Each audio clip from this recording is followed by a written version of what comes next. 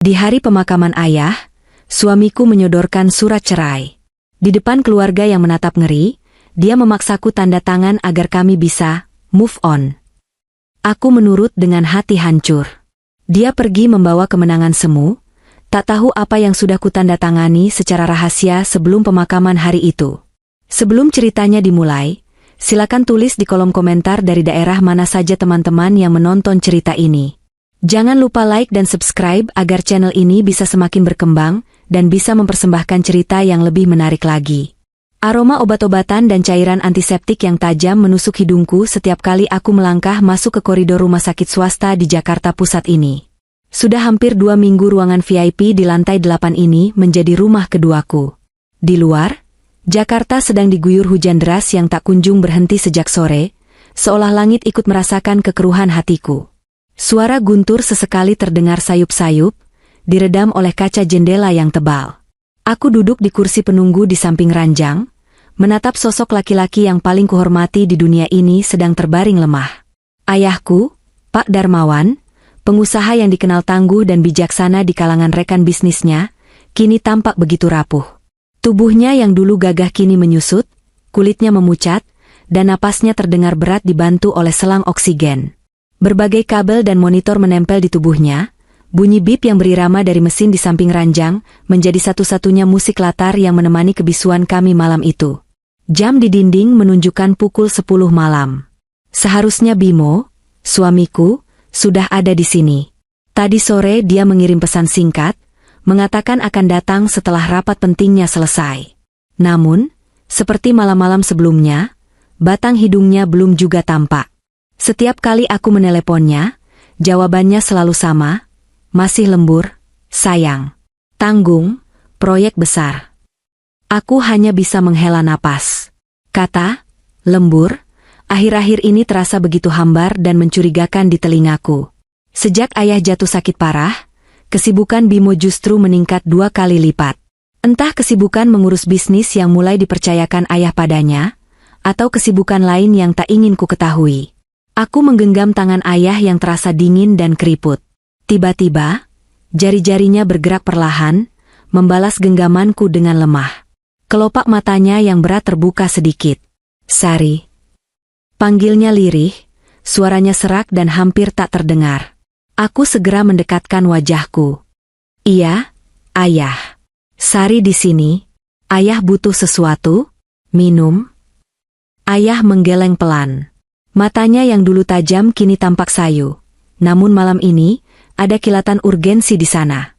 Dia menatapku lurus-lurus, seolah sedang mengumpulkan sisa-sisa tenaga terakhirnya untuk menyampaikan sesuatu yang sangat penting.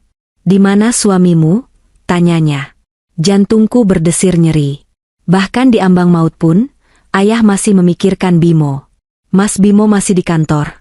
Yah, ada rapat mendadak. Sebentar lagi mungkin sampai. Jawabku, mencoba terdengar meyakinkan, meski aku sendiri meragukan ucapanku. Ayah tersenyum tipis, senyum yang penuh kepahitan. Rapat atau menghindari ayah? Aku terdiam. Tidak tahu harus menjawab apa. Aku tidak ingin menambah beban pikiran ayah di saat-saat seperti ini, tapi aku juga tidak bisa terus membohonginya. Ayah terlalu cerdas untuk ditipu, bahkan dalam kondisi sakit sekalipun. Sari, dengarkan ayah baik-baik, ucapnya lagi, kali ini cengkeraman tangannya sedikit menguat. Waktu ayah tidak banyak lagi. Ayah bisa merasakannya.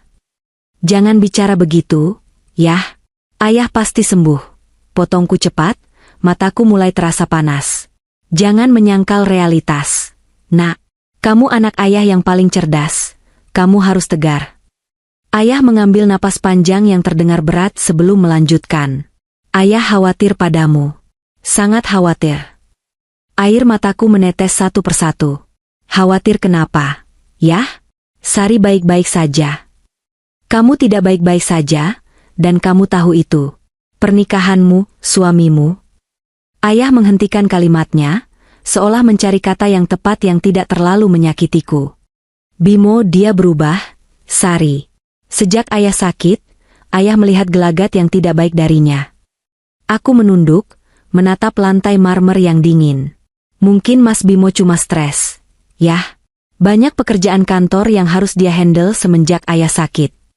Ayah menggeleng lemah. Bukan stres kerja, Sari. Itu ketamakan. Ayah melihat tatapan matanya saat dia menjenguk ayah tempo hari. Dia tidak menatap ayah sebagai mertuanya yang sedang sakit, dia menatap ayah seperti melihat brankas yang kuncinya sebentar lagi akan terbuka. Kata-kata ayah menohok hatiku. Sebenarnya, aku pun merasakan hal yang sama. Sikap Bimo yang semakin dingin padaku, frekuensi, lembur, yang tidak masuk akal, dan caranya yang terlalu bersemangat saat membicarakan aset-aset perusahaan di depan ayah yang sedang terbaring lemah. Tapi selama ini aku berusaha menepi semua itu, mencoba menjadi istri yang suportif dan berpikir positif. Bimo itu ambisius, Sari. Itu bagus untuk bisnis, tapi berbahaya jika tidak disertai hati nurani. Ayah takut. Ayah takut dia hanya memanfaatkanmu. Memanfaatkan kondisi ayah. Tangisku pecah, tapi aku menahannya agar tidak bersuara. Aku tidak ingin terlihat lemah di depan ayah. Sari, panggil ayah lagi, kali ini nadanya lebih tegas. Ada satu hal yang harus kamu lakukan untuk ayah. Anggap ini permintaan terakhir ayah. Aku menghapus air mataku dan mengangguk. Apa itu? Yah? Sari akan lakukan apa saja. Besok pagi-pagi sekali, kamu harus pergi menemui Pak Burhan, pengacara keluarga kita. Jangan bilang pada Bimo. Pergilah sendiri, diam-diam. Aku mengernyit bingung. Ke Pak Burhan? Untuk apa? Yah? Masalah perusahaan? Bukan cuma perusahaan. Semua aset ayah. Tanah di Jogja, saham, deposito, semuanya. Napas ayah mulai tersengal lagi, tapi dia memaksakan diri untuk terus bicara. Ayah sudah menyiapkan draft dokumen sejak lama. Sejak ayah mulai mencium ketidakberesan pada suamimu. Dokumen itu akan mengalihkan semua aset pribadi ayah ke dalam sebuah yayasan atas namamu, Sari. Bukan sebagai warisan langsung. Aku semakin bingung. Sari tidak mengerti, yah, bedanya apa? Kalau itu jatuh sebagai warisan biasa setelah ayah meninggal, dan saat itu kamu masih berstatus istri Bimo, maka harta itu bisa dianggap harta bersama dalam pernikahan kalian. Jika suatu saat hal buruk terjadi, misalnya perceraian, Bimo berhak menuntut setengah dari harta itu. Aku terkesiap. Perceraian? Kata itu terasa begitu jauh. Namun di saat yang sama terasa begitu dekat dalam bayang-bayang pernikahanku yang makin hambar. Tapi, kalau kamu menandatangani dokumen pengalihan aset itu sebelum ayah meninggal, secara hukum aset itu sudah berpindah tangan menjadi milik yayasan yang kamu kelola, bukan harta yang kamu dapatkan selama pernikahan. Bimo tidak akan bisa menyentuhnya, apapun yang terjadi nanti. Otakku berputar cepat mencerna penjelasan ayah. Ini adalah langkah hukum yang sangat drastis. Ayah benar-benar tidak mempercayai Bimo. Tapi, yah, apa ini tidak berlebihan? Mas Bimo itu suami Sari. Justru karena dia suamimu, Sari, ayah tidak ingin kamu dimanfaatkan sampai habis. Bimo itu gila harta. Kalau dia tahu dia tidak bisa mendapatkan apa-apa darimu, kita akan lihat wajah aslinya. Ayah ingin melindungimu, nak. Ayah tidak rela hasil kerja keras ayah seumur hidup jatuh ke tangan orang yang salah dan digunakan untuk menyakitimu. Ayah menatapku dengan pandangan memohon yang begitu dalam. Berjanjilah pada ayah, Sari. Temui Pak Burhan besok pagi. Jangan ditunda. Kita berpacu dengan waktu. Melihat kondisi ayah yang semakin lemah dan kekhawatiran yang begitu besar di matanya, aku tidak tega untuk menolak.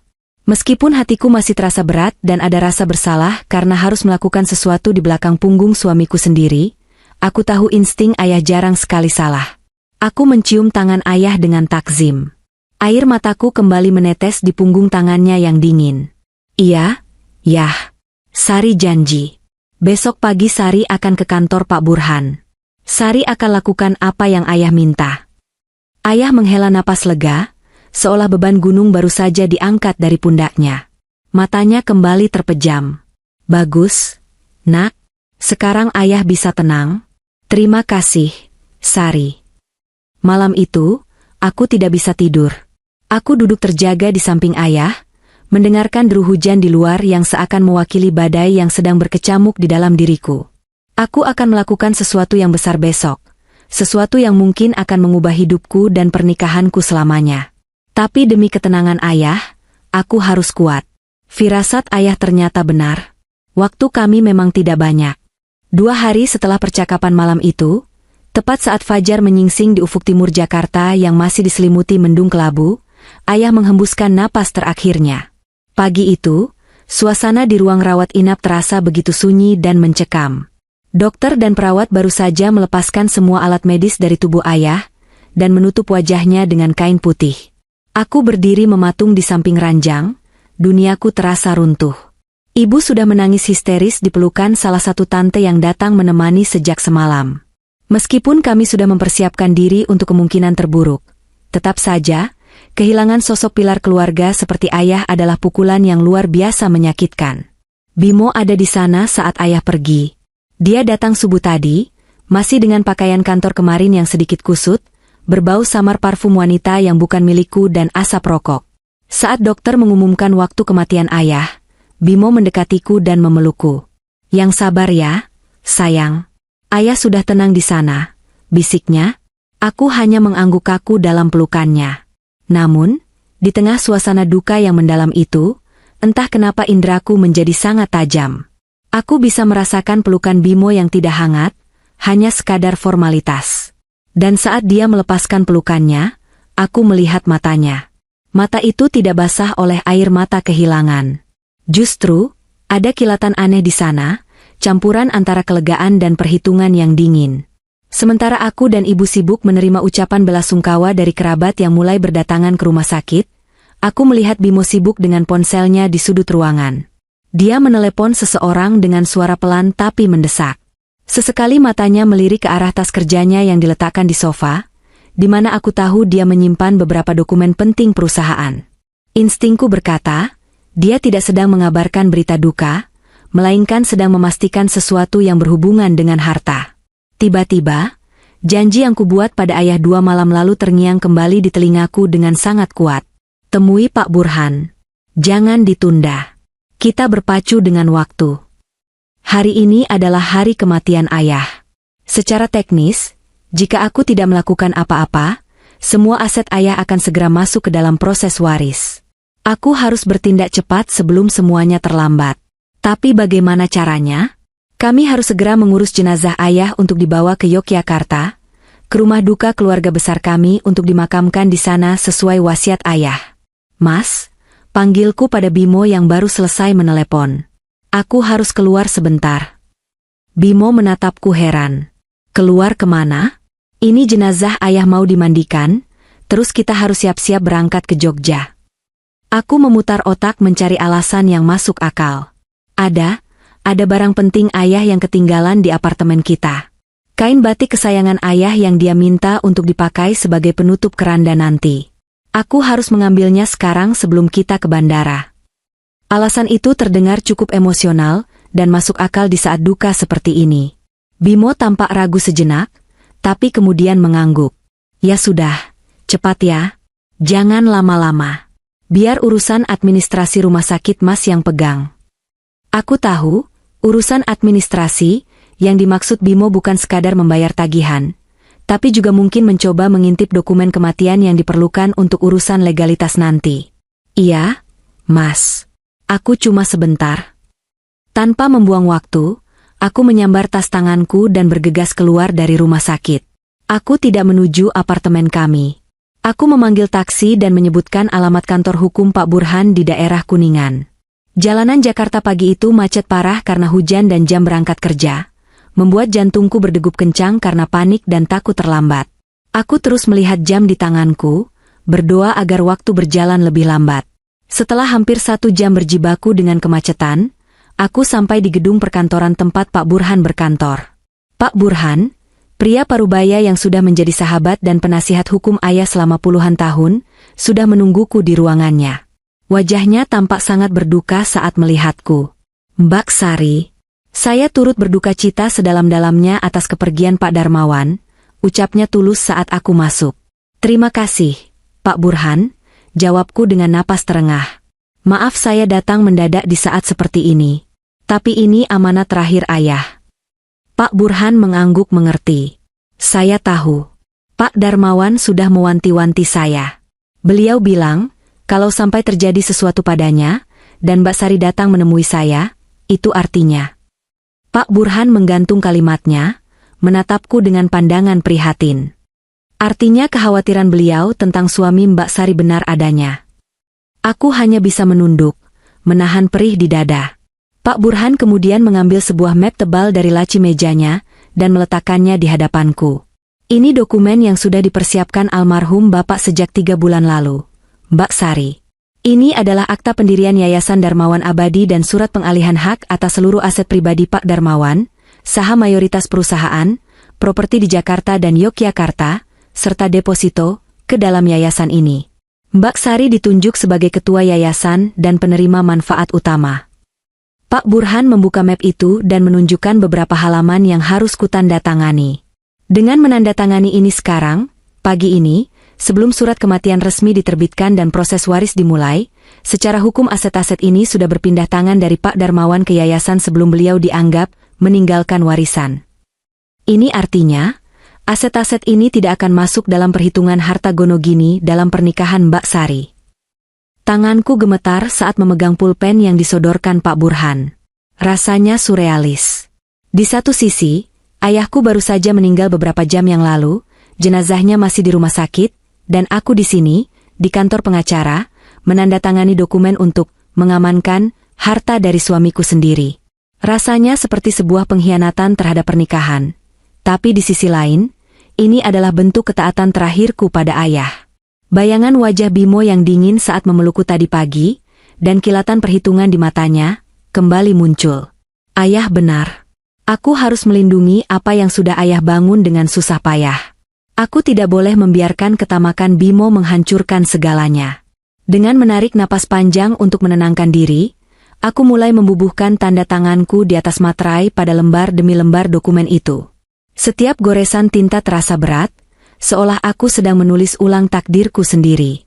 Setelah selesai, Pak Burhan memeriksa kembali semua dokumen itu dengan teliti. Baik, Mbak Sari. Proses hukumnya sudah sah. Semua sudah tercatat per pagi ini, tanggal hari ini. Dia menatapku lekat-lekat. Mbak Sari wanita yang kuat. Pak Darmawan sangat bangga pada Mbak. Jaga diri baik-baik, terutama di hari-hari ke depan. Ujian yang sebenarnya mungkin baru akan dimulai. Aku mengucapkan terima kasih pada Pak Burhan, dan segera kembali ke rumah sakit. Di dalam taksi, aku menatap keluar jendela yang buram oleh air hujan. Jakarta tampak begitu kelabu dan suram.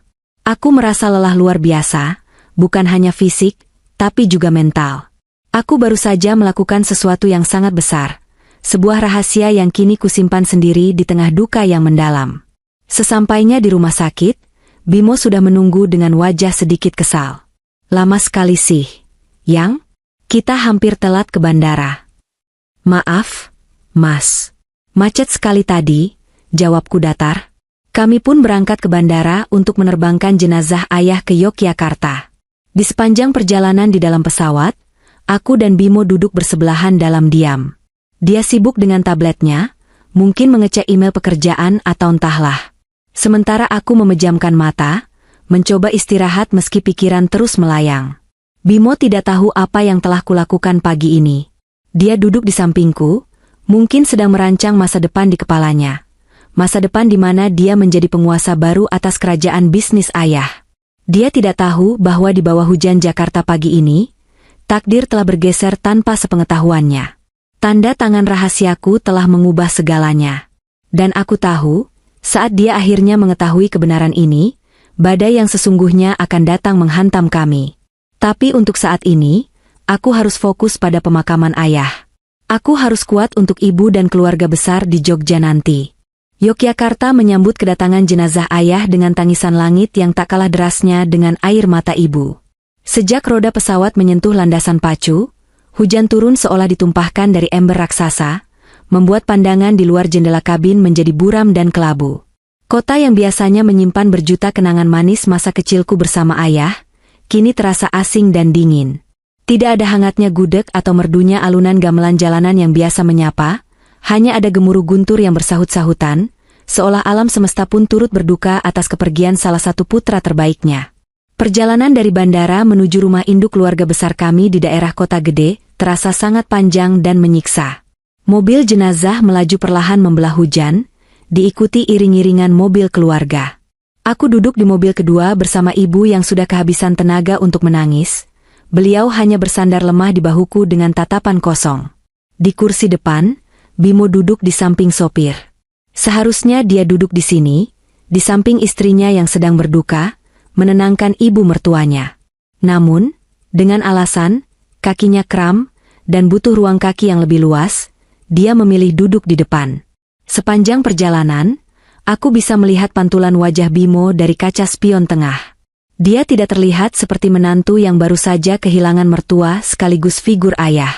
Wajahnya tidak menyeratkan kesedihan mendalam, melainkan kejenuhan. Dia terus-menerus mengusap layar ponselnya, keningnya berkerut setiap kali sinyal hilang timbul karena cuaca buruk. Sesekali dia mendecak kesal, "Ceka, susah banget sih sinyal di daerah begini. Padahal ada email penting masuk." Aku hanya bisa mengelus dada.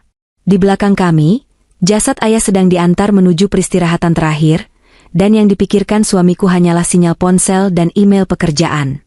Ingin rasanya aku menegurnya, tapi aku tidak punya energi untuk bertengkar. Aku harus menjaga emosi ibu agar tidak semakin drop. Sesampainya di rumah joglo warisan kakek, suasana duka sudah begitu kental.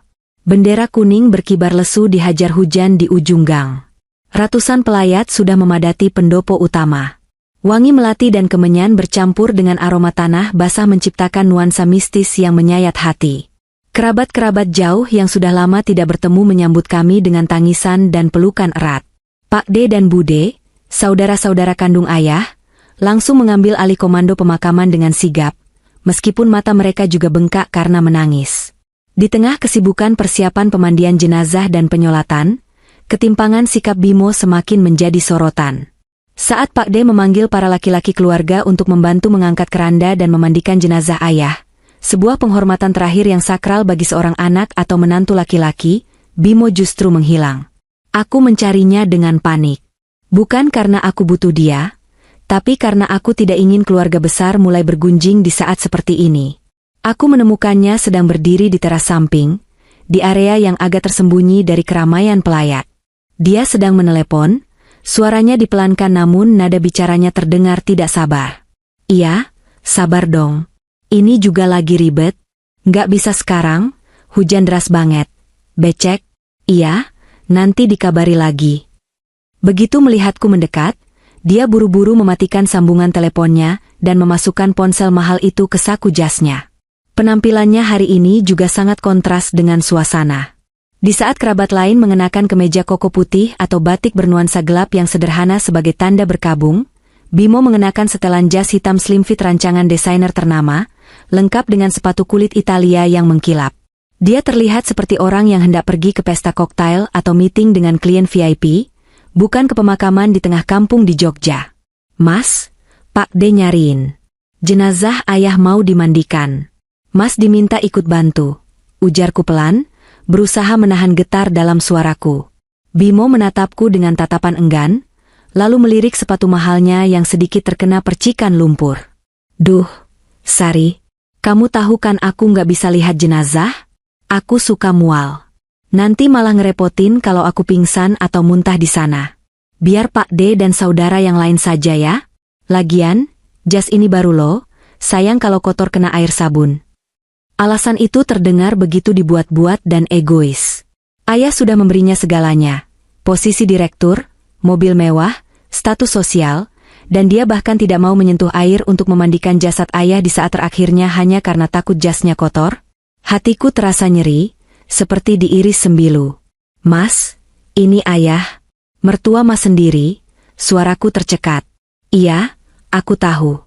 Aku doain dari sini saja. Sama aja kan intinya?" Jawabnya enteng sambil mengeluarkan sapu tangan sutra untuk membersihkan noda kecil di lengan jasnya. "Sana Gih, kamu temenin ibu. Kasihan ibu sendirian." Aku menatapnya dengan pandangan tak percaya, lalu berbalik badan tanpa mengatakan apa-apa lagi. Percuma bicara pada batu. Aku kembali ke ruang tengah, membiarkan Pak D dan sepupu-sepupu laki-laki yang mengurus jenazah ayah. Dalam hati, aku meminta maaf pada ayah. Maafkan Sari, Yah. Sari salah memilihkan menantu untuk ayah. Prosesi pemakaman berlangsung di bawah guyuran hujan yang tak kunjung reda. Tanah makam keluarga menjadi becek dan berlumpur. Payung-payung hitam mengembang seperti cendawan di area pemakaman.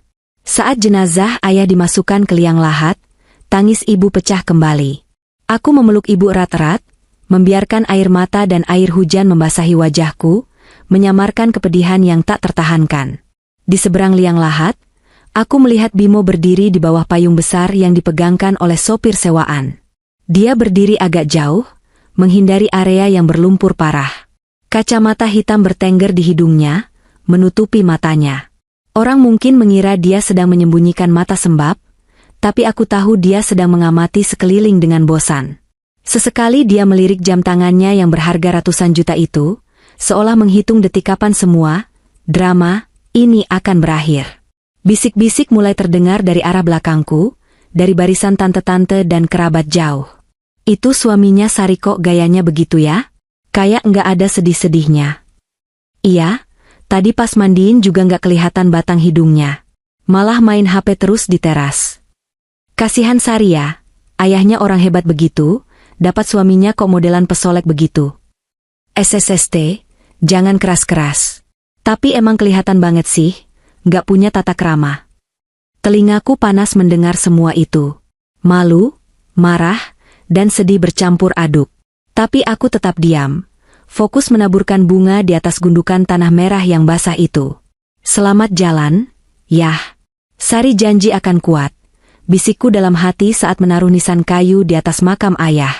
Setelah pemakaman selesai, kami kembali ke rumah Joglo. Bimo langsung sibuk membersihkan sepatunya yang terkena sedikit lumpur dengan tisu basah, menggerutu pelan tentang betapa kotornya jalanan kampung. Dia sama sekali tidak menyadari, atau tidak peduli, bahwa puluhan pasang mata keluarga besarku kini menatapnya dengan pandangan dingin dan penuh penilaian. Di mata mereka, Bimo bukan lagi menantu kebanggaan, melainkan orang asing yang tidak tahu diri. Dan firasatku mengatakan, ketidaksopanan ini hanyalah permulaan dari badai yang lebih besar yang sedang dia siapkan. Malam harinya, hujan akhirnya reda, menyisakan hawa dingin yang menusuk tulang dan suara katak yang bersahut-sahutan dari kebun belakang. Pendopo rumah Joglo kini telah diubah fungsinya untuk acara tahlilan hari pertama. Karpet-karpet tebal digelar, dan para tetangga serta kerabat duduk bersila melingkar. Aroma dupa dan bunga melati kembali menguar, kali ini bercampur dengan aroma kopi dan teh melati yang disajikan untuk para tamu. Suara lantunan ayat suci Al-Quran dan kalimat tahlil la ilaha illallah menggema syahdu, memantul di dinding-dinding kayu jati tua yang penuh ukiran. Aku duduk di barisan wanita, tepat di samping ibu. Wajah ibu masih pucat pasi, matanya bengkak, tapi beliau berusaha terlihat tegar menerima tamu yang datang silih berganti mengucapkan bela sungkawa. Ini adalah momen yang sakral, momen di mana kami mengirimkan doa terbaik untuk menerangi jalan ayah di alam sana. Namun, kehusyukan itu ternoda oleh gelagat suamiku. Bimo duduk di barisan laki-laki, tapi posisinya paling belakang, dekat dengan pintu keluar. Dia duduk dengan gelisah, kakinya terus bergoyang-goyang tidak tenang. Dia tidak ikut melafalkan doa, bibirnya terkatup rapat, dan matanya terus berkeliaran ke sekeliling ruangan, lalu kembali menatap layar ponselnya yang disembunyikan di balik sarung yang dia pakai dengan asal-asalan, seolah itu adalah kostum yang terpaksa dia kenakan.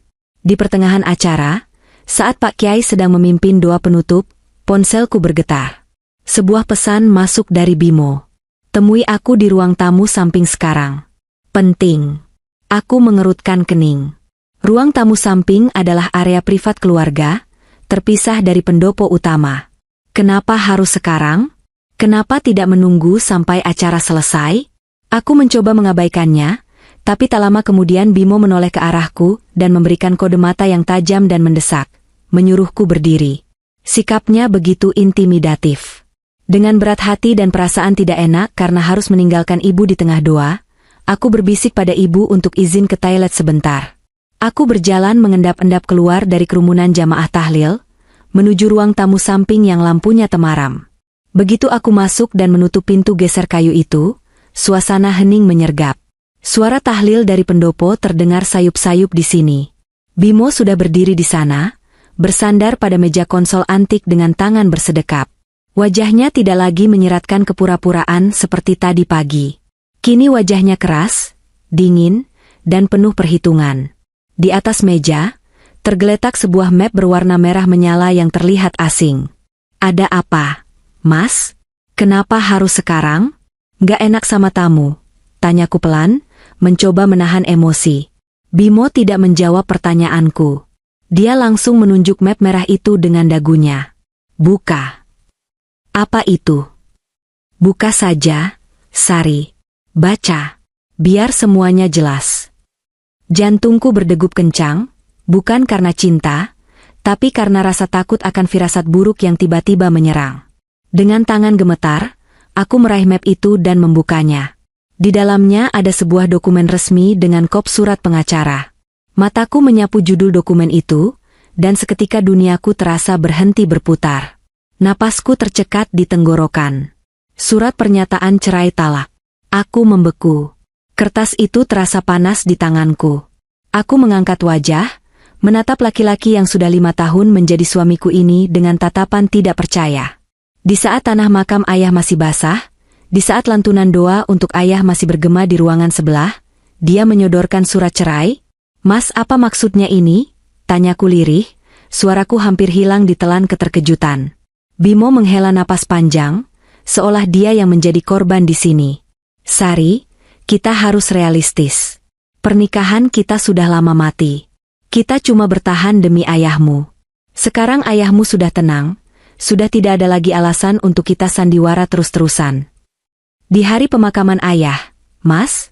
Tanyaku, air mata mulai menggenang bukan karena sedih, tapi karena rasa sakit yang teramat sangat atas penghinaan ini. Kamu menceraikanku di hari kematian ayahku? Di mana hati nuranimu, Mas? Bimo mendengus pelan, lalu mendekatiku. Wajahnya yang tampan kini terlihat seperti topeng iblis yang menawan. Justru karena hari ini, Sari, momennya pas. Kita selesaikan semuanya di sini, jadi pas balik ke Jakarta nanti, kita sudah beres. Status kita jelas. Kamu gila, desisku. Aku bukan gila, aku pragmatis. Bimo menaikkan nada suaranya sedikit, membuatku tersentak. Dengar, aku sudah siapkan semuanya. Kamu tinggal tanda tangan di situ. Aku tidak menuntut macam-macam. Aku cuma minta bagianku yang adil dari harta Gonogini selama kita menikah. Aset-aset ayahmu yang turun ke kamu itu kan otomatis jadi harta kita berdua, kalau kita cerai setelah beliau meninggal. Aku berhak atas setengahnya. Jadi itu alasannya. Dia berpikir harta warisan ayah sudah jatuh ke tanganku hari ini, detik ini, karena ayah sudah meninggal. Dan dengan menceraikanku sekarang, dia berharap bisa mengklaim setengah dari harta bersama itu. Ketamakannya benar-benar membuatnya buta akan etika dan kemanusiaan. Mas, kamu tega bicara harta di saat ibu masih menangis di depan sana. Bimo mencengkeram bahuku, tatapannya menusuk tajam ke mataku. Jari-jarinya menekan kuat, menyakitkan. Sudahlah, Sari, ayahmu pasti ingin kamu melakukan hal yang benar. Jangan persulit keadaan. Tanda tangan saja agar kita bisa move on. Kamu mau hidup tenang kan? Kamu mau fokus urus ibumu kan? Ya sudah. Tanda tangan, dan aku akan pergi dari hidupmu. Gampang kan? Kalimat itu, kalimat manipulatif yang seolah-olah dia melakukan ini demi kebaikanku. Melakukan hal yang benar, menurutnya adalah menyerahkan harta ayah padanya. Betapa menjijikannya laki-laki ini. Aku menatap mata Bimo dalam-dalam. Di sana, aku tidak lagi melihat sosok suami yang dulu kucintai. Aku hanya melihat monster yang lapar akan uang. Rasa sakit di hatiku perlahan berubah menjadi rasa dingin yang mematikan. Kemarahan yang tadi meluap-luap kini membeku menjadi tekad yang kuat. Dia tidak tahu. Dia tidak tahu bahwa 2 hari yang lalu, aku sudah mengalihkan semuanya. Dia tidak tahu bahwa tanda tanganku di kertas ini tidak akan memberinya sepeser pun uang warisan ayah. Sebuah rencana muncul di benakku. Jika dia ingin bermain api, aku akan membiarkannya terbakar dengan api yang dia nyalakan sendiri. Aku akan memberinya kemenangan semu yang dia inginkan malam ini, supaya kehancurannya nanti terasa jauh lebih menyakitkan. Kalau aku tanda tangan, suaraku bergetar, kali ini aku sengaja membuatnya terdengar lemah dan pasrah. Kamu akan pergi? Kamu tidak akan ganggu aku dan ibu lagi. Bimo tersenyum, senyum kemenangan yang licik. Dia melepaskan cengkeramannya di bahuku dan menyodorkan sebuah pulpen mahal dari saku jasnya. Aku janji, begitu kamu tanda tangan, aku langsung balik ke Jakarta malam ini juga. Kamu bisa urus ibumu dengan tenang di sini. Aku mengambil pulpen itu. Tanganku gemetar, setengah akting, setengah karena menahan amarah yang meledak-ledak di dada. Tiba-tiba, pintu geser ruangan itu terbuka keras. Sari, apa-apaan ini? Suara bariton Pak D menggelegar. Beliau berdiri di ambang pintu, wajahnya merah pada menahan murka. Di belakangnya, Bude dan beberapa sepupu berdiri dengan wajah syok. Rupanya suara Bimo yang meninggi tadi terdengar sampai keluar, atau mungkin mereka curiga karena kami menghilang terlalu lama. Mata Pak D tertuju pada map merah yang terbuka di meja dan pulpen di tanganku. Beliau melangkah masuk dengan langkah lebar, menyambar kertas itu dan membacanya sekilas. Detik berikutnya, beliau menatap Bimo dengan tatapan seolah ingin membunuh. Kau? Suara Pak D bergetar hebat karena marah. Di rumah duka ini, di saat adikku baru saja dikubur, kau memaksa keponakanku tanda tangan surat cerai. Suasana seketika berubah mencekam. Tamparan keras tak kasat mata baru saja menghantam wajah seluruh keluarga besar kami. Namun Bimo, dengan ketebalan muka yang luar biasa, justru menegakkan badannya, menantang tatapan Pak D. Dia merasa di atas angin, merasa memegang kendali atas istri yang dia pikir lemah dan bodoh. Dia tidak tahu bahwa kebodohan istrinya malam ini adalah perangkap yang akan menguburnya hidup-hidup. Udara di dalam ruang tamu samping yang sempit itu seketika terasa padat dan mencekam, seolah oksigen di sana tersedot habis oleh kemarahan yang meledak dari dada Pak D. Lelaki parubaya yang merupakan kakak tertua ayah itu berdiri dengan napas memburu, dadanya naik turun menahan emosi yang meluap-luap. Di belakangnya, wajah-wajah kerabat lain, Bude, Paman, dan beberapa sepupu, berjubel di ambang pintu dengan ekspresi yang sulit kulukiskan. Ada kengerian, ketidakpercayaan, dan rasa jijik yang mendalam saat mata mereka beralih dari map merah di meja ke wajah suamiku yang berdiri angkuh. Jawab, Bimo. Bentak Pak D lagi, suaranya menggema memecah keheningan malam, bahkan mungkin terdengar sampai ke pendopo tempat tahlilan berlangsung. Di mana otakmu? Di mana hati nuranimu? Mertuamu baru saja masuk liang lahat tadi siang. Tanah kuburannya belum kering. Dan kamu menyodorkan surat cerai pada anaknya. Bimo tidak gentar sedikit pun. Justru, dia menyeringai tipis, sebuah seringaian yang membuat darahku mendidih. Dia menyelipkan kedua tangannya ke dalam saku celana bahannya dengan santai, seolah dia adalah tuan rumah yang sedang menghadapi tamu yang tidak sopan, bukannya menantu yang sedang tertangkap basah melakukan perbuatan keji. Pak D, tolong jangan teriak-teriak. Malu didengar tetangga, jawab Bimo dengan nada tenang yang dibuat-buat, nada yang justru semakin menyulut api amarah. Ini urusan rumah tangga saya dengan Sari. Urusan suami istri. Keluarga besar tidak perlu ikut campur. Tidak perlu ikut campur katamu. Pak D maju selangkah, tangannya mengepal keras di sisi tubuhnya, siap melayang kapan saja. Wajah beliau yang biasanya teduh kini merah padam. Sari ini keponakan saya, Darmawan itu adik saya. Kamu menginjak-injak kehormatan keluarga kami di rumah kami sendiri. Kamu datang terlambat, tidak mau memandikan jenazah, main HP terus, dan sekarang ini, kamu ini manusia atau iblis? Ketegangan memuncak. Bude yang berdiri di belakang Pak D mulai menangis tertahan, menutup mulutnya dengan ujung selendang. Sepupu-sepupuku menatap Bimo dengan tatapan nyalang.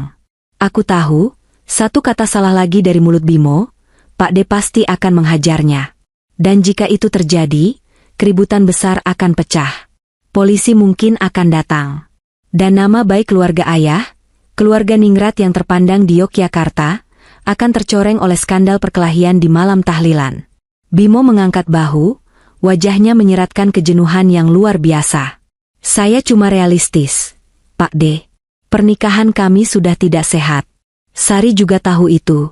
Kami bertahan cuma karena menjaga perasaan ayah. Sekarang ayah sudah tidak ada, ya sudah. Buat apa diteruskan?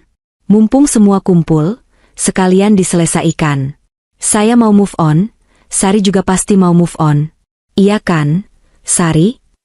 Dia menoleh padaku, matanya mendelik memberikan kode ancaman yang terselubung. Dia memanipulasi situasi, memojokkanku agar aku mengiyakan narasi busuknya. Pak D sudah tidak tahan lagi. Tangan kanannya terangkat, siap menampar wajah Bimo yang sombong itu. Kurang ajar. Pak D. Berhenti, teriakku. Aku melompat dari kursiku dan berdiri di antara Pak D dan Bimo. Aku menahan dada Pak D dengan kedua tanganku yang gemetar. Bukan, aku bukan gemetar karena takut pada Bimo. Aku gemetar karena menahan diri untuk tidak membiarkan Pak D menghancurkan wajah suamiku itu. Tapi aku tahu, kekerasan fisik malam ini tidak akan menyelesaikan masalah. Justru itu akan membuat Bimo merasa menjadi korban. Dia akan punya alasan untuk menuntut balik atau memutarbalikkan fakta di media sosial. Orang licik seperti Bimo tidak boleh dilawan dengan otot, dia harus dilawan dengan strategi. Sari, minggir. Biar Pak D kasih pelajaran anak tidak tahu diuntung ini. Seru Pak D, matanya berapi-api. Jangan, Pak D. Tolong. Aku memohon dengan suara parau, air mata buayaku kembali menetes. Aku harus memainkan peran ini dengan sempurna. Peran sebagai istri yang lemah, hancur, dan pasrah. Jangan bikin keributan di depan jenazah ayah. Kasihan ayah, Pak D. Kasihan ibu kalau dengar ada ribut-ribut. Nama ibu dan ayah adalah mantra yang ampuh. Tubuh Pak D menegang sejenak, lalu perlahan melemas meski tatapan matanya masih menyala-nyala menatap Bimo melewati bahuku. Napasnya terdengar berat dan kasar. Dia menghinamu, enduk. Dia menghina kita semua, desis Pak D dengan suara bergetar karena sakit hati. Sari tahu, Pak D. Sari tahu. Aku berbalik perlahan menghadap Bimo. Bimo menatapku dengan alis terangkat, seolah berkata, "Nah, begitu dong, jadi istri yang penurut." Dia merasa menang. Dia merasa berhasil mengintimidasi aku dan seluruh keluargaku. Di matanya, aku hanyalah Sari yang bodoh, Sari yang naif, Sari yang akan melakukan apa saja untuk menghindari konflik. Aku menatap map merah yang terbuka di meja. Surat cerai itu sudah diketik rapi. Dia pasti sudah menyiapkannya sejak lama, mungkin saat ayah masih koma. Betapa terencananya kejahatan ini.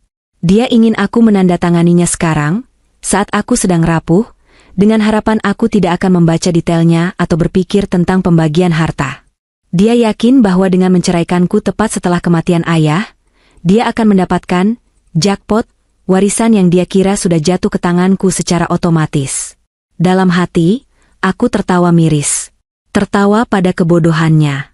Tertawa pada keserakahannya yang justru menjadi lubang kuburnya sendiri. Jika aku tidak menandatangani surat ini sekarang, proses cerai akan berlarut-larut di pengadilan.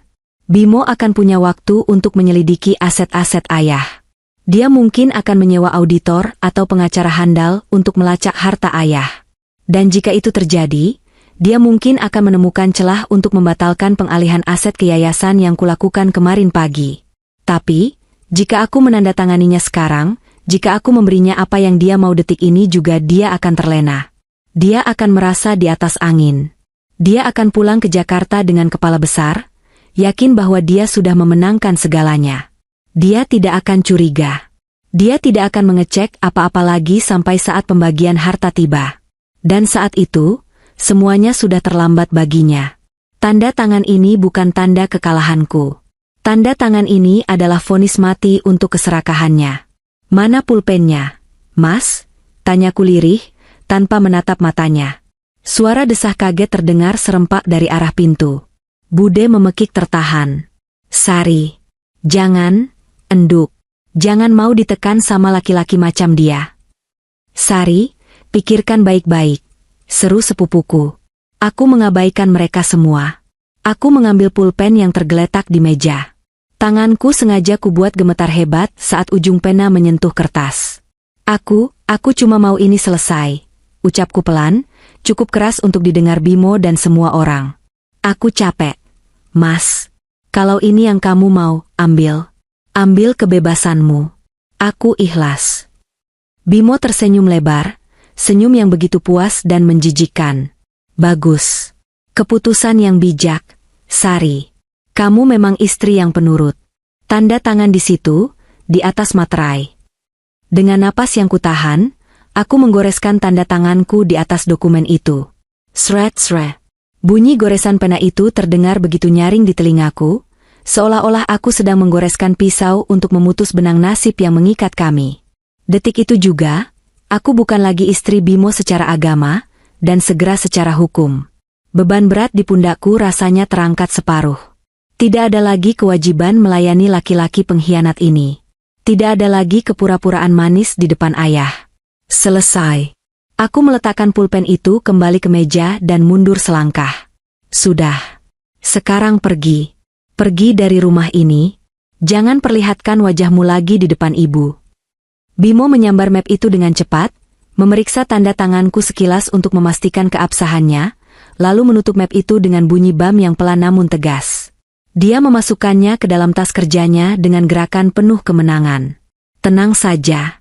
Aku juga nggak betah lama-lama di tempat suram begini, ujarnya enteng.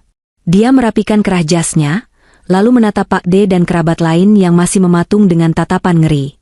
Saya pamit dulu, Pak D, Bude. Turut berduka cita sekali lagi.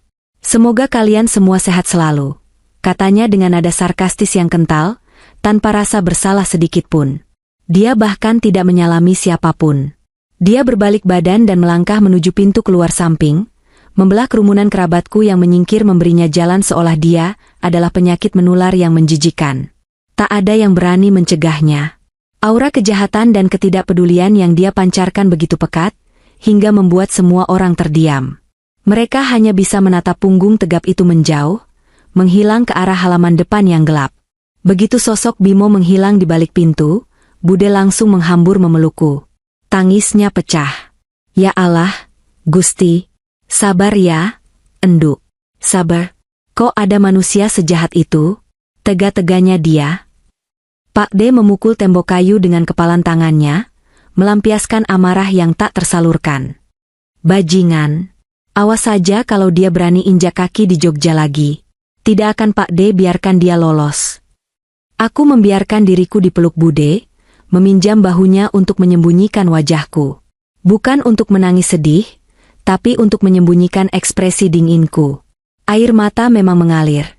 Tapi itu air mata kemarahan yang sudah bertransformasi menjadi bensin yang membakar semangatku. Sudah, Bude. Sudah. Bisikku pelan. Sari nggak apa-apa. Lebih baik begini. Sari nggak mau hidup sama orang yang nggak menghormati ayah. Tapi carani, Enduk, caranya itu loh menyakitkan sekali. Isak Bude. Biarkan dia pergi, Bude. Biarkan dia merasa menang, ucapku dalam hati. Karena kemenangan yang sesungguhnya baru akan dimulai. Malam itu, di ruang tamu yang menjadi saksi bisu berakhirnya pernikahanku, aku merasakan sebuah kekuatan baru tumbuh. Kekuatan seorang wanita yang sudah tidak memiliki apa-apa untuk dipertaruhkan, kecuali harga dirinya. Dan Bimo baru saja melakukan kesalahan terbesar dalam hidupnya. Dia meremehkan istri yang selama ini dia anggap diam dan bodoh. Setelah kepergian Bimo dari ruang tamu, suasana di rumah duka menjadi semakin tak menentu. Kabar tentang apa yang baru saja terjadi menyebar dengan cepat seperti api yang menyambar bensin di antara keluarga inti. Bisik-bisik kemarahan terdengar di setiap sudut, menggantikan lantunan doa yang sempat terputus. Namun, aku berusaha tetap tenang. Aku merapikan rambutku yang sedikit berantakan, menghapus sisa air mata di pipi, dan berjalan perlahan menuju pintu depan pendopo. Aku harus memastikan dia benar-benar pergi. Hujan di luar sudah reda, menyisakan gerimis halus yang turun seperti tirai tipis di bawah sorot lampu jalan yang remang-remang. Udara malam Yogyakarta terasa dingin menusuk kulit, membawa aroma tanah basah dan bunga sedap malam yang tertanam di pekarangan. Aku berdiri di teras depan, bersembunyi di balik pilar kayu jati besar, menatap ke arah gerbang pagar rumah yang terbuka lebar. Di sana, di jalanan aspal yang basah dan memantulkan cahaya lampu merkuri yang kekuningan, sebuah mobil sedan berwarna merah menyala sedang terparkir. Mobil itu mencolok mata, sangat kontras dengan deretan mobil pelayat lain yang rata-rata berwarna hitam atau gelap. Mesinnya menderu halus, asap putih tipis mengepul dari knalpotnya, menandakan mobil itu sudah siap untuk melaju kapan saja. Itu bukan mobil Bimo. Mobil dinas Bimo adalah SUV hitam besar. Mobil merah ini, aku pernah melihatnya sekilas di postingan Instagram seorang wanita yang sering di-like oleh Bimo. Clara. Jantungku berdegup kencang, kali ini bukan karena sedih, tapi karena rasa jijik yang semakin menjadi-jadi. Jadi, dia tidak datang sendiri. Dia membawa wanita itu ke sini? Ke Yogyakarta? Ke kota di mana ayahku dimakamkan? Keberanian macam apa ini? Atau lebih tepatnya, kegilaan macam apa ini? Aku melihat Bimo berjalan cepat keluar dari halaman rumah, setengah berlari kecil menghindari genangan air, sambil memegangi tas kerjanya erat-erat, tas yang berisi surat cerai kami. Dia tidak menoleh ke belakang sedikit pun. Dia tidak melihat ke arah rumah joglo yang penuh dengan orang-orang yang sedang mendoakan mertuanya. Tujuannya hanya satu, mobil merah itu. Saat dia membuka pintu penumpang depan, lampu kabin mobil menyala sejenak. Dalam sepersekian detik itu, aku melihatnya. Siluet seorang wanita duduk di kursi kemudi. Rambutnya panjang tergerai, dan dia sedang memoleskan lipstik sambil melihat ke kaca spion.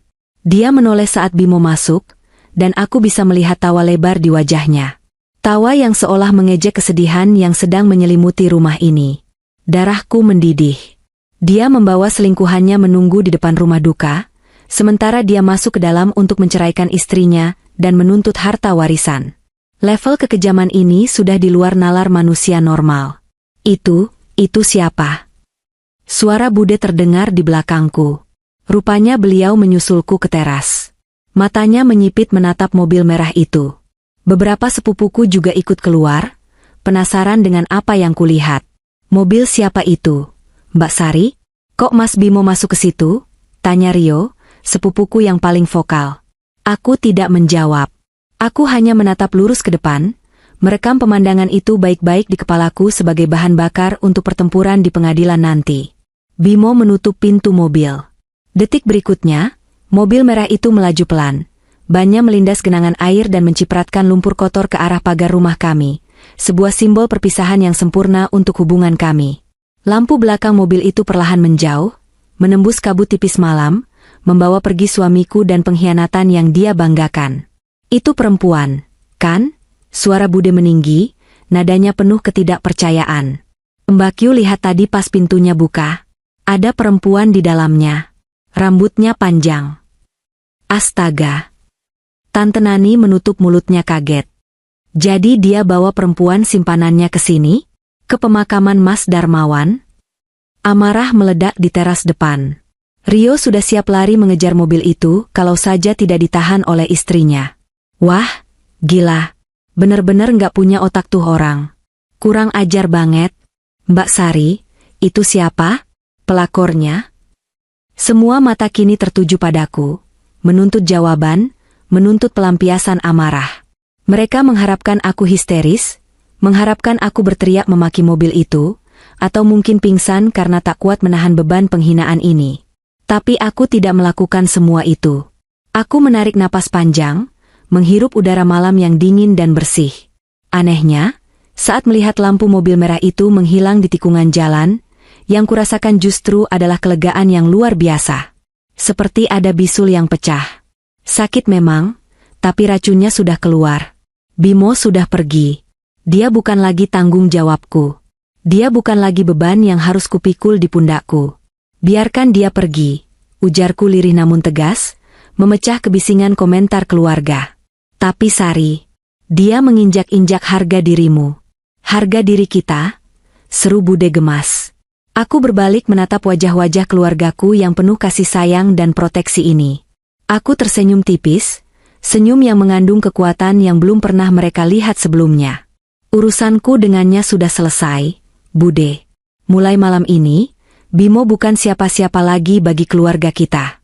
Dia sudah memilih jalannya sendiri. Dia memilih pergi dengan wanita itu di saat kita berduka. Biarkan saja. Gusti Allah mboten sar. Tuhan tidak tidur. Tapi hartanya, enduk, warisan ayahmu?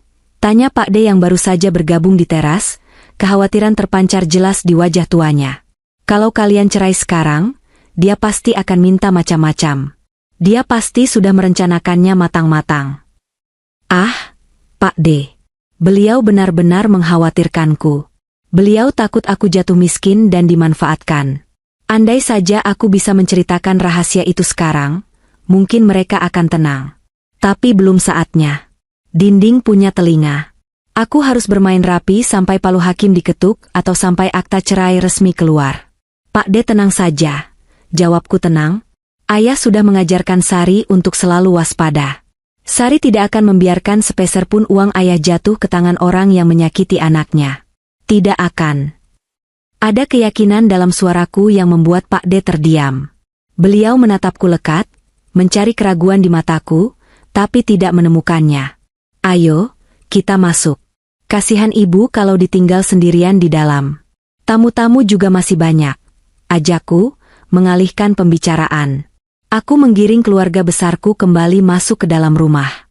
Sebelum melangkah melewati pintu, aku menoleh sekali lagi ke arah jalanan gelap di mana Bimo menghilang. Pergilah, Mas, batinku. Nikmatilah kemenangan semumu malam ini. Rayakanlah kebebasanmu dengan Clara di hotel mewah, atau dimanapun kalian menginap.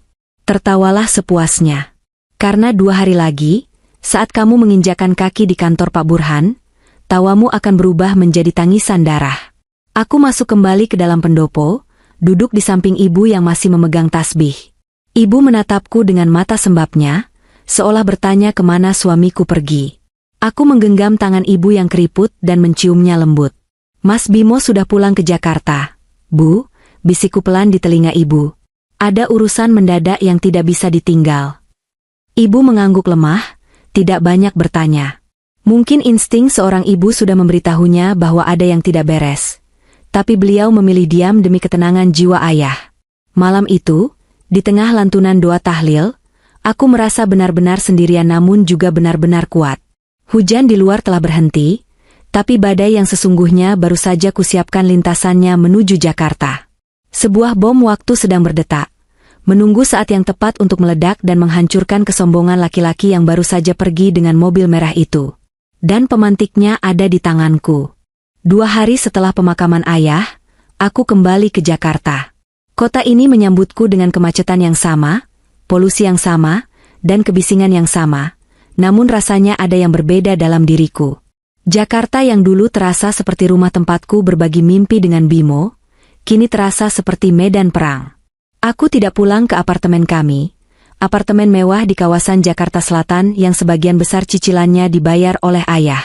Aku memilih pulang ke rumah orang tuaku di Menteng, menemani ibu yang masih sangat terpukul dan enggan tinggal sendirian.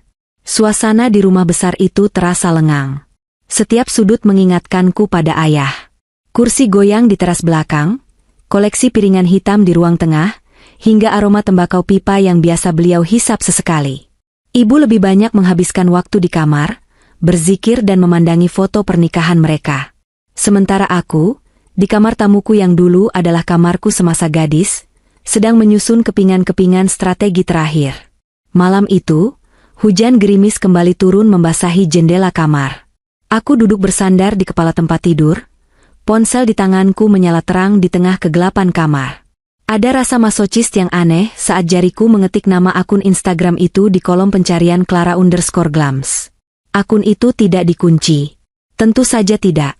Wanita seperti Clara hidup dari validasi orang lain. Dia butuh penonton untuk pertunjukan hidupnya yang dia anggap glamor. Postingan terbarunya diunggah 1 jam yang lalu. Foto itu diambil di sebuah restoran fine dining di kawasan SCBD. Dalam foto itu, terlihat 2 gelas champagne yang berdenting dengan latar belakang pemandangan lampu kota Jakarta yang gemerlap. Captionnya singkat namun menohok. New chapter. New freedom. Finally happy with my man. Hati merah 2 gelas sampanye Love Wins Freedom Soulmate. Meskipun wajah prianya tidak diperlihatkan secara utuh, hanya terlihat tangan yang memegang gelas dengan jam tangan Patek Philippe yang sangat kul hafal, jam tangan pemberianku untuk ulang tahun Bimo tahun lalu, aku tahu persis siapa itu. Bimo sedang merayakan kemenangannya. Dia sedang merayakan status duda barunya yang dia pikir akan membawanya menjadi miliarder dadakan. Aku menggeser layar untuk melihat Instagram story-nya. Videonya lebih vulgar. Terlihat Bimo sedang tertawa lepas, wajahnya sedikit merah karena pengaruh alkohol, sambil merangkul bahu Clara yang mengenakan gaun merah mencolok. Mungkin gaun yang sama dengan yang dia pakai saat menunggu di mobil di depan rumah duka kemarin. Akhirnya lega ya, sayang? Suara manja Clara terdengar di video itu. Lega banget. Beban hidup hilang satu, jawab Bimo sambil terkekeh, lalu mencium pipi Clara. Darahku mendidih melihat video itu. Beban hidup, katanya? Istri yang mendampinginya dari nol, yang memohon pada ayahnya untuk memberi modal usaha agar suaminya tidak direndahkan orang lain, kini dia sebut sebagai beban hidup? Air mata kemarahan menetes di pipiku, tapi buru-buru ku hapus. Tidak, Sari. Jangan menangis untuk sampah. Simpan air matamu. Biarkan mereka tertawa malam ini. Biarkan mereka merasa di atas langit. Semakin tinggi mereka terbang, semakin hancur tulang belulang mereka saat jatuh nanti. Ponselku tiba-tiba bergetar, memunculkan nama Mas Bimo di layar. Aku menarik napas panjang, menetralkan suaraku agar terdengar datar dan kalah, sebelum menekan tombol hijau. Halo, sapaku singkat. Sari, suara Bimo terdengar riang, sedikit sluring, mungkin efek wine yang kulihat di video tadi. Kamu sudah di Jakarta kan? Sudah. Mas, aku di rumah ibu. Bagus. Besok pagi jam 10, kita ketemu di kantor Pak Burhan. Aku sudah bikin janji, jangan telat. Kenapa harus buru-buru, Mas? Tanah makam ayah belum kering. Tanyaku, memancingnya. Justru karena itu, Sari, kita harus gerak cepat. Urusan legalitas aset, pembagian warisan, dan finalisasi perceraian kita harus segera dibereskan. Aku nggak mau ada yang tertunda. Kamu juga pasti butuh uang tunaikan untuk biaya hidup kamu dan ibumu ke depannya. Nada bicaranya seolah-olah dia sedang berbaik hati memikirkan nasibku. Padahal aku tahu, dia yang butuh uang tunai. Gaya hidup Clara tidak murah, dan bisnis Bimo sendiri sebenarnya sedang seret tanpa suntikan dana dari ayah. Aku cuma mau istirahat dulu, Mas. Jangan manja, Sari, potongnya cepat, nadanya berubah sedikit tajam. Ini dunia bisnis. Uang gak kenal istirahat. Pokoknya besok jam 10 teng. Bawa semua dokumen pribadi kamu. Kita selesaikan pembagian harta Gonogini besok juga biar clear. Harta Gonogini, ulangku pelan. Iyalah. Aset-aset yang kamu terima dari ayahmu itu kan jatuh saat kita masih sah suami istri kemarin. Secara hukum itu masuk harta bersama. Aku sudah konsultasi sama temanku yang ngerti hukum. Jadi jangan coba-coba sembunyiin apa-apa ya. Aku tahu semua daftar aset ayahmu. Hotel di Bali, ruko di Kelapa Gading, saham di perusahaan utama, aku tahu semuanya. Dia menyebutkan daftar itu dengan lancar, seolah dia sudah menghafalnya di luar kepala setiap malam sebelum tidur. Keserakahannya begitu telanjang hingga membuatku mual. Iya, Mas. Aku akan datang, jawabku. Oke. Good girl. Sampai ketemu besok. Oh ya, titip salam buat ibumu.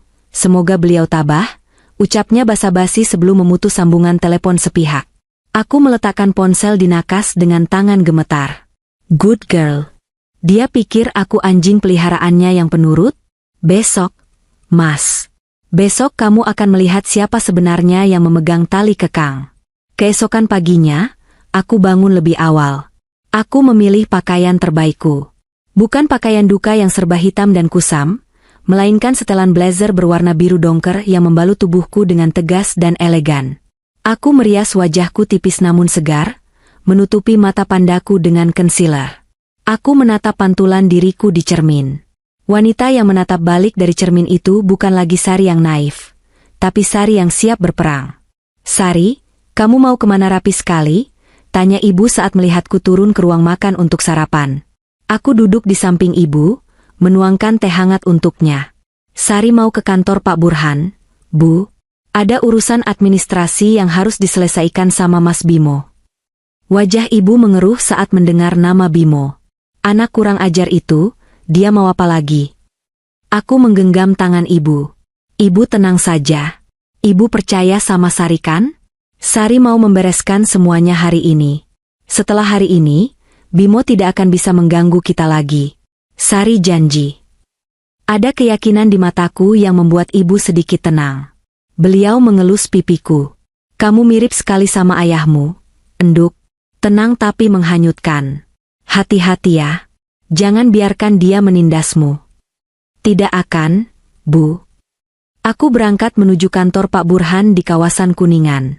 Jalanan Jakarta yang padat merayap memberiku waktu untuk memutar ulang skenario di kepalaku. Aku sengaja datang 1 jam lebih awal dari waktu yang ditentukan Bimo.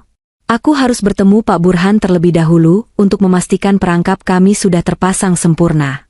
Sesampainya di kantor hukum yang mewah itu, resepsionis langsung mengantarku ke ruang rapat pribadi. Pak Burhan sudah menunggu di sana, duduk di ujung meja panjang yang terbuat dari kayu mahoni mengkilap.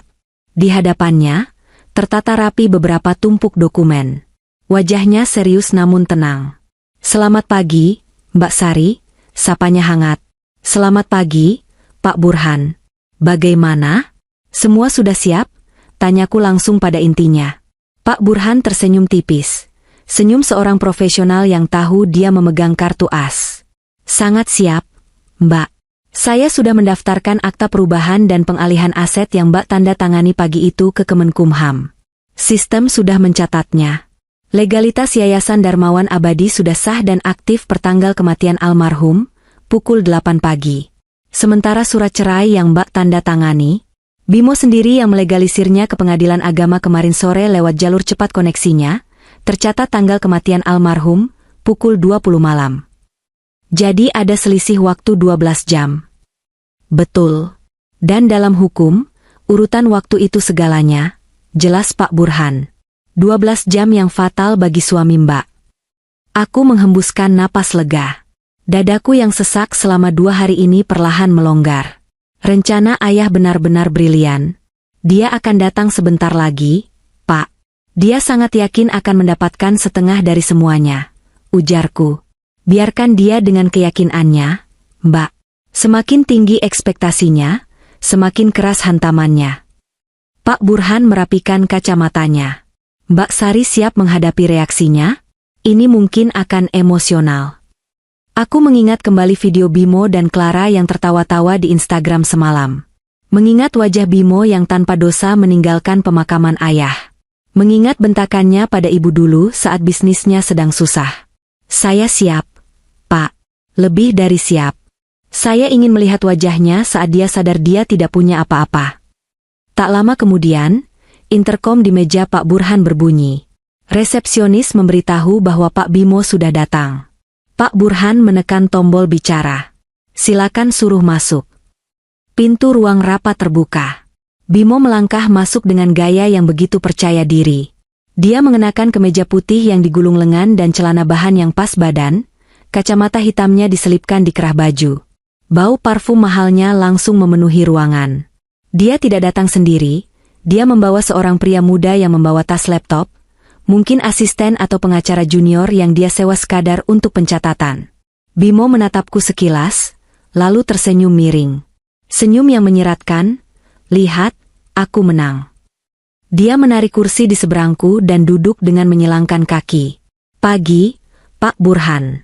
Pagi, Sari, sapanya dengan nada penguasa. Maaf ya kalau saya sedikit pushy minta meeting hari ini. Saya orangnya efisien. Lebih cepat beres. Lebih baik buat semua pihak, kan? Tentu, Pak Bimo, jawab Pak Burhan tenang. Kami juga ingin ini segera selesai. Bagus, Bimo menepuk meja pelan. Jadi, kita langsung saja ke intinya. Saya sudah bawa rincian aset mertua, maksud saya, almarhum Pak Darmawan, yang saya tahu.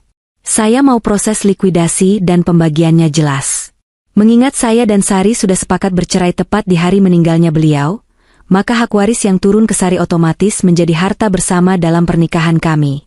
Saya minta bagian saya, 50%, dicairkan segera atau dialihkan ke nama saya. Dia berbicara begitu lancar, seolah dia sedang memesan makanan di restoran cepat saji. Tidak ada rasa duka, tidak ada empati. Hanya angka dan persentase di matanya. Aku menatapnya dalam diam, merekam setiap detik keangkuhannya ini sebagai memori terakhir dari laki-laki yang pernah kusebut suami. Kemenangan semuanya sudah mencapai puncak. Sekarang, saatnya menjatuhkannya. Ruang rapat yang berpendingin udara itu terasa semakin dingin. Suara Bimo masih mendominasi ruangan, menyebutkan satu persatu aset ayah yang dia incar. Dan tentu saja deposito di Bank BCA dan Mandiri. Saya tahu nilainya cukup fantastis. Itu juga harus dibagi dua. Oh ya, rumah di Menteng yang ditinggali ibu, saya berbaik hati tidak akan memintanya sekarang. Biar ibu tinggal di sana dulu sampai beliau menyusul ayah. Setelah itu baru kita jual dan bagi dua. Tanganku mengepal di bawah meja mendengar dia bicara tentang kematian ibu seolah itu adalah jadwal bisnis. Kurang ajar. Benar-benar manusia tanpa hati. Pak Burhan yang sedari tadi dia mendengarkan ocehan Bimo, akhirnya mengangkat tangan kanannya, memberi isyarat agar Bimo berhenti bicara. Sudah selesai, Pak Bimo? Tanya Pak Burhan dengan nada datar namun tajam. Bimo berhenti, sedikit tersinggung karena dipotong. Ya, garis besarnya itu. Sisanya detail kecil bisa menyusul. Intinya saya mau hak saya. Pak Burhan mengangguk pelan. Dia membuka map tebal yang ada di hadapannya. Baik, mari kita luruskan satu hal dulu. Anda memegang surat cerai yang ditandatangani Mbak Sari. Tentu, Bimo dengan sigap mengeluarkan map merah dari tasnya, map yang sama yang dia sodorkan padaku di malam tahlilan. Dia melemparkannya ke tengah meja. Ini asli. Ada materai. Sah secara hukum dan agama. Kami sudah bukan suami istri lagi. Pak Burhan mengambil map itu, membukanya, dan membacanya sekilas. Betul. Surat pernyataan cerai talak. Ditandatangani tanggal 15, pukul 20.30 waktu Indonesia Barat. Di hari pemakaman Pak Darmawan. Tepat, Bimo menyeringai. Jadi, clear ya. Saat Pak Darmawan meninggal pagi harinya pukul 5 WIB, Sari masih istri sah saya. Warisan turun ke Sari pukul 5 waktu Indonesia Barat. Kami cerai pukul 20.30 waktu Indonesia Barat. Artinya, warisan itu masuk ke dalam periode pernikahan. Harta gono gini. Matematika sederhana, Pak Burhan. Dia menatapku dengan tatapan meremehkan. Jangan coba-coba main curang. Sari, hukum ada di pihakku. Aku membalas tatapannya dengan dingin. Aku tidak main curang, Mas. Aku hanya mengikuti wasiat ayah. Wasiat? Bimo tertawa mengejek. Wasiat apa? Wasiat lisan gak berlaku di pengadilan. Pak Burhan berdehem keras, menarik kembali perhatian Bimo. Dia kemudian mengambil sebuah dokumen lain dari tumpukan di mejanya. Dokumen tebal dengan sampul biru tua berlogo notaris. Dia meletakkannya perlahan di tengah meja, tepat di sebelah surat cerai tadi. Pak Bimo, logika hukum Anda memang benar jika situasinya normal, ucap Pak Burhan perlahan. Masalahnya, ada satu fakta hukum yang Anda tidak ketahui. Fakta apa? Kening Bimo berkerut, senyumnya mulai pudar. Pada tanggal 15 pagi, tepatnya pukul 6 WIB, 1 jam setelah Pak Darmawan dinyatakan meninggal secara medis.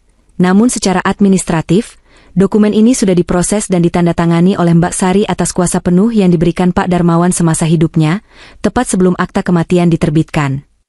Pak Burhan mendorong dokumen biru itu ke arah Bimo.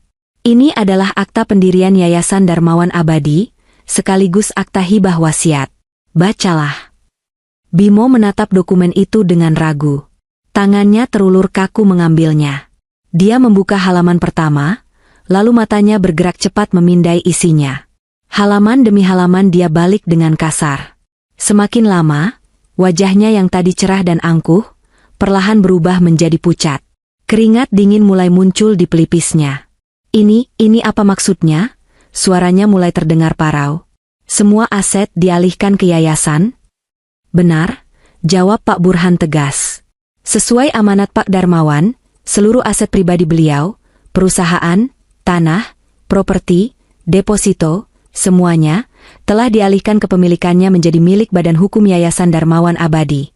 Pengalihan ini sah dan ditandatangani oleh Mbak Sari sebagai penerima kuasa, beberapa jam sebelum jenazah Pak Darmawan dimakamkan, dan jauh sebelum Anda memaksa Mbak Sari menandatangani surat cerai. Bimo mendongak, matanya menatap nanar ke arah Pak Burhan, lalu beralih padaku. Maksudnya? Saya nggak ngerti. Apa bedanya? Bedanya sangat fundamental, Pak Bimo, sambung Pak Burhan dengan nada yang menusuk. Saat Anda menceraikan Mbak Sari pukul 20.30 malam itu, Mbak Sari secara pribadi tidak memiliki aset apapun dari warisan ayahnya. Aset-aset itu bukan milik pribadi Sari, melainkan milik yayasan. Sari hanya menjabat sebagai ketua yayasan yang mengelola, tapi dia tidak memilikinya sebagai harta kekayaan pribadi yang bisa dibagi sebagai gonogini. Hening. Ruangan itu sunyi senyap. Hanya terdengar suara mesin pendingin ruangan yang mendengung halus.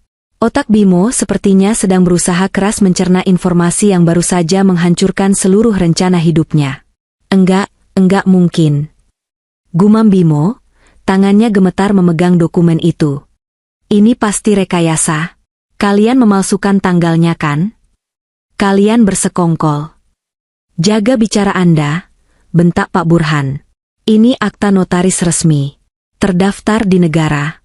Jejak digitalnya ada. Anda bisa cek sendiri ke Kemenkumham. Bimo membanting dokumen itu ke meja.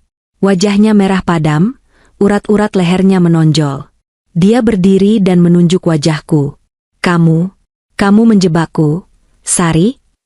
Kamu tahu ini saat aku minta cerai? Aku menatapnya dengan tenang, lalu perlahan berdiri menghadapnya. Aku tidak menjebakmu, Mas. Kamu yang menggali kuburanmu sendiri. Kamu yang datang dengan surat cerai itu. Kamu yang memaksa. Kamu yang bilang, tanda tangan saja biar kita bisa move on. Ingat? Kata-kata itu menamparnya telak. Dia terhuyung ke belakang, seolah kakinya lemas. Tapi itu harta kita. Ayahmu memberikannya untuk kita. Teriaknya histeris, topeng wibawanya hancur berantakan. Saya suaminya. Saya berhak. Kamu mantan suami, Mas, koreksiku tajam. Dan ayah tidak pernah memberikannya untuk kita. Ayah memberikannya padaku untuk dijaga, bukan untuk dihabiskan oleh menantu serakah yang berselingkuh saat mertuanya sekarat. Bimo ternganga. Kamu tahu? Aku mengeluarkan ponselku, membuka Instagram, dan menunjukkan foto dia dan Clara yang kulihat semalam. Seluruh dunia tahu, Mas. Kamu bahkan tidak berusaha menyembunyikannya. Kamu terlalu sibuk merayakan kemenanganmu sampai lupa bahwa lawanmu belum mati. Bimo menatap layar ponselku, lalu menatapku dengan pandangan horor. Dia sadar dia sudah kalah telak. Dia sudah melepaskan istri sahnya demi mengejar harta, tapi ternyata harta itu sudah diamankan, dan sekarang dia hanya tinggal bersama selingkuhan matre yang pasti akan meninggalkannya begitu tahu dia tidak dapat warisan. Sari, sayang. Nada suaranya berubah drastis, tiba-tiba menjadi memelas, mencoba meraih tanganku. Dengar dulu itu cuma pelarian sesaat. Aku stres ayah meninggal. Aku hilaf. Kita bisa batalkan ini kan? Kita bisa rujuk. Surat cerai ini belum aku daftarkan ke catatan sipil, maksudku belum keluar akta aslinya, kita sobek saja ya. Dia berusaha meraih map merah berisi surat cerai itu, tapi Pak Burhan dengan sigap menahan tangannya. Maaf, Pak Bimo. Proses sudah berjalan. Dan berdasarkan bukti perselingkuhan ini, Mbak Sari justru bisa menuntut balik Anda atas kerugian material dan imaterial selama pernikahan. Ancam Pak Burhan. Bimo terduduk lemas di kursinya. Wajahnya pucat pasi seperti mayat. Tatapannya kosong. Mulutnya komat kamit tidak jelas. Habis aku. Clara pasti minta putus. Utang judiku. Mobil. Aku mendengar gumaman itu. Utang judi? Jadi itu alasannya dia begitu butuh uang tunai. Pantas saja dia mendesakku terus-menerus. Ternyata dia bukan hanya peselingkuh, tapi juga penjudi. Aku merapikan blazerku dan mengambil tas tanganku. Sudah selesai kan, Pak Burhan? Sudah, Mbak Sari. Silakan kalau mau meninggalkan ruangan. Sisanya biar saya dan security yang urus kalau beliau tidak mau pergi. Aku melangkah menuju pintu. Saat tanganku memegang gagang pintu, aku menoleh ke belakang, menatap Bimo yang sedang menunduk sambil menjambak rambutnya sendiri. Hancur, hina, dan menyedihkan. Selamat menikmati kebebasanmu, Mas, ucapku dingin. Semoga Clara mau menemanimu bayar utang-utangmu itu. Aku membuka pintu dan melangkah keluar. Di koridor kantor, aku berpapasan dengan seorang wanita yang sedang menunggu sambil memainkan ponsel. Clara. Dia rupanya ikut, tapi menunggu di luar. Dia menatapku dengan sinis, mengibaskan rambut panjangnya dengan angkuh. Ngapain lo liat-liat? Udah dibagikan hartanya? Minggir, gue mau ketemu my future husband, cibirnya. Aku tersenyum padanya. Senyum tulus penuh rasa kasihan. Silakan masuk, Mbak. Your future husband ada di dalam. Dia punya kejutan besar buat kamu. Selamat ya, kalian memang cocok. Sama-sama kosong. Aku meninggalkannya yang bengong kebingungan dan terus berjalan menuju lift. Langkahku terasa ringan. Di luar gedung, matahari Jakarta bersinar terik, seolah ikut merayakan kemenanganku. Hujan badai itu akhirnya berlalu. Aku, Sari, anak Pak Darmawan, hari ini telah memenangkan pertempuran tanpa perlu mengotori tanganku dengan darah. Karma telah bekerja dengan cara yang paling elegan.